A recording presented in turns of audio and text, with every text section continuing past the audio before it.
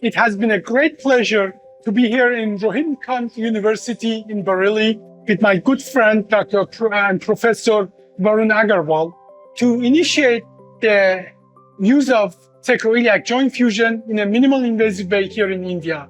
It's almost impressive and very, very pleasurable to see that all the people from around the world and nationally and internationally has come to this beautiful place to learn and teach sacroiliac joint fusion and as well olive and minimal invasive techniques.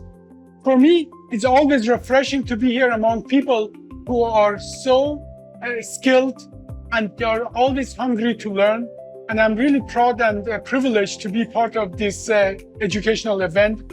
I'm hoping this event with the initiation of use of minimal invasive Sacronova system here in India, not only help the local population, but as well start a global movement to bring this technology and care to global doctors and patients and benefit a lot of people.